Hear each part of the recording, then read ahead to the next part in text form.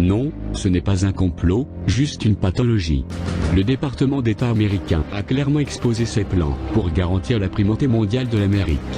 S'exprimant devant la Commission des Relations extérieures du Sénat, l'assistant du secrétaire d'État pour l'Europe et l'Eurasie, Wes Mitchell, a déclaré que les États-Unis punissent la Russie parce que Moscou empêche Washington d'établir sa suprématie sur le monde.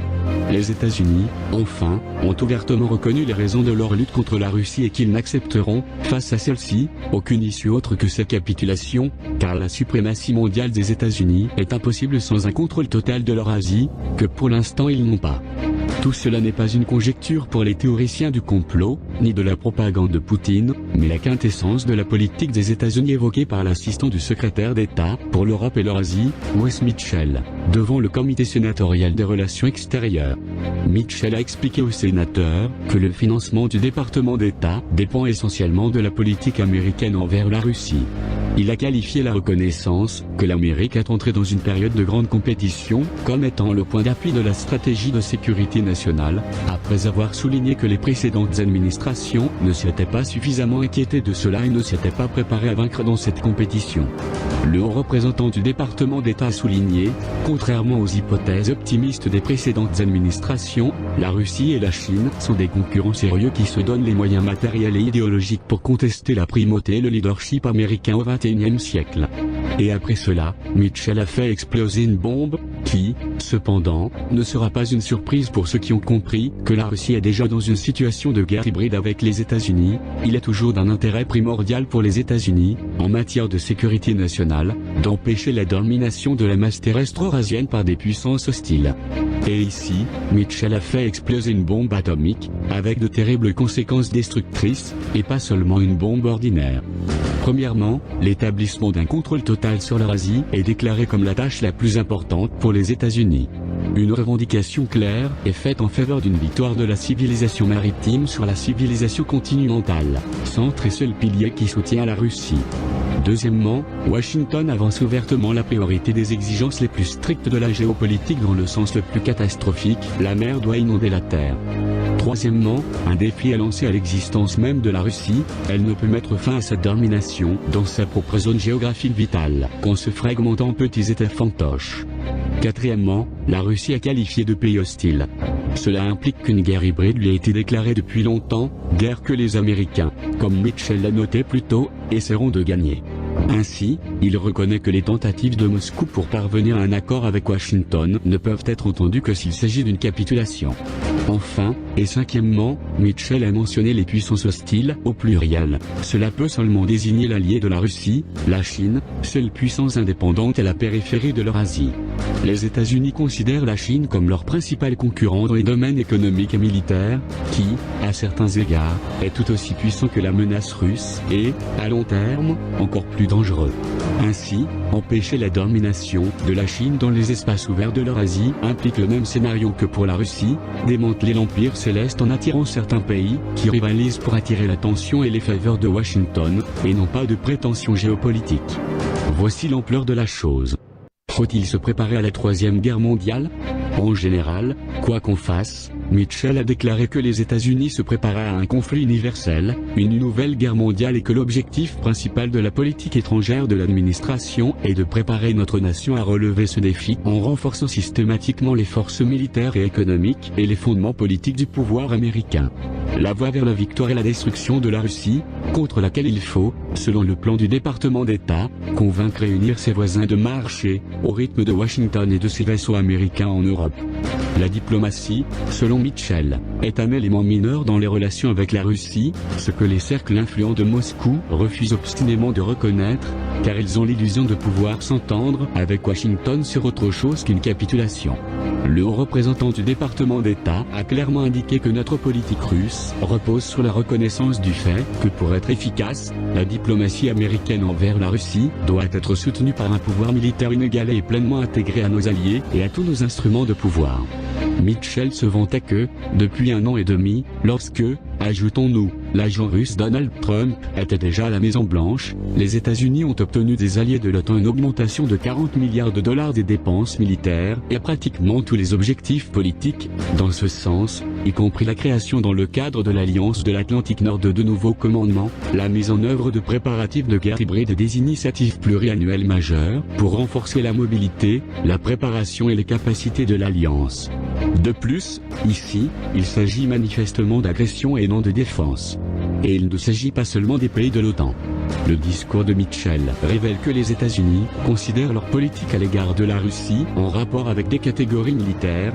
Nous avons mis un accent particulier sur le renforcement des États en première ligne les plus sensibles à la pression géopolitique russe. En Ukraine et en Géorgie, nous avons levé les restrictions imposées par l'administration précédente à l'acquisition d'armes défensives pour résister à l'agression territoriale russe. Le Caucase, la région de la mer Noire, même l'Europe centrale, sont qualifiés par Mitchell de zone de combat géopolitique contre la Russie, en compétition pour gagner les cœurs et les esprits. Et, selon lui, le département d'État américain se trouve en première ligne, les 50 missions diplomatiques américaines en Europe et en Eurasie développent, coordonnent et exécutent des plans d'action sur mesure, pour repousser les opérations d'influence russe dans leur pays hôte. À cet égard, les Balkans méritent une mention spéciale, où la diplomatie américaine a joué un rôle de premier plan dans la résolution du différend concernant le conflit sur le nom du pays entre la Grèce et la Macédoine et en s'engageant avec la Serbie et le Kosovo pour promouvoir le dialogue mené par l'UE.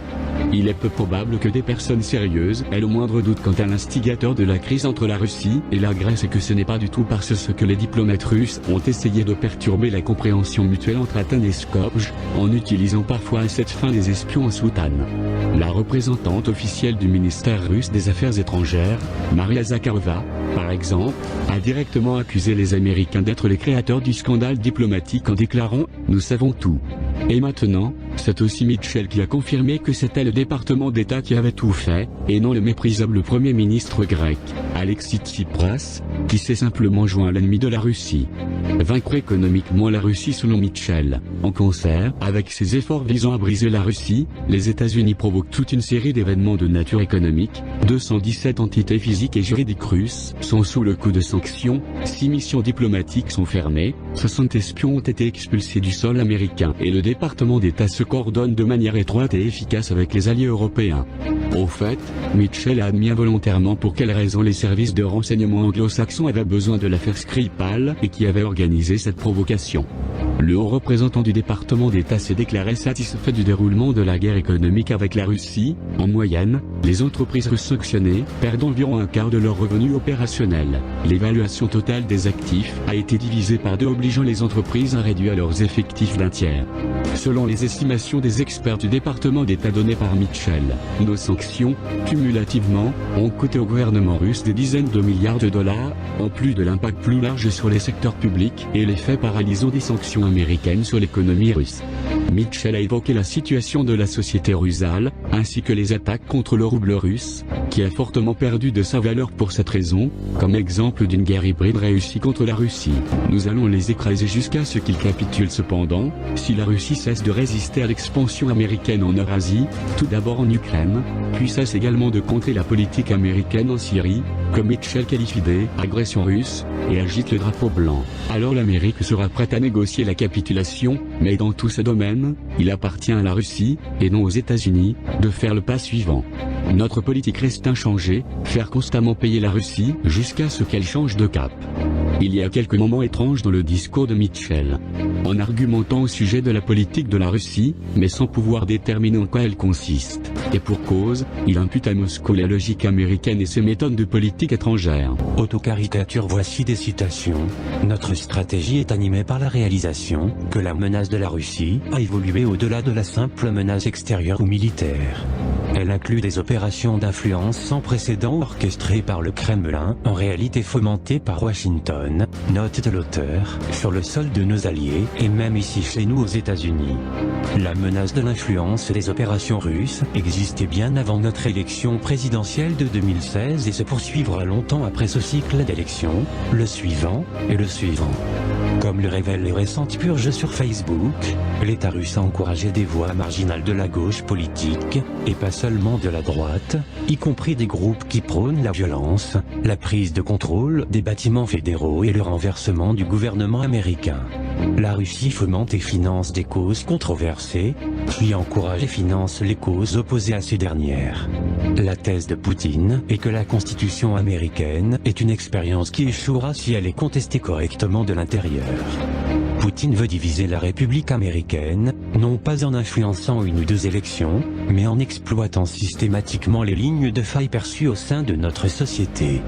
Ayant accusé la Russie moderne d'utiliser les méthodes bolcheviques et soviétiques dans son impasse géopolitique avec l'Amérique, Mitchell a fait de Poutine le père de la doctrine de politique étrangère américaine, depuis longtemps une stratégie du chaos aux effets stratégiques.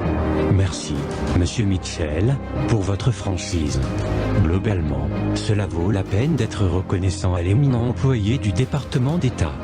Mitchell a non seulement décrit les objectifs de la politique étrangère des États-Unis, mais a également révélé les méthodes que Washington entend utiliser pour les mettre en pratique.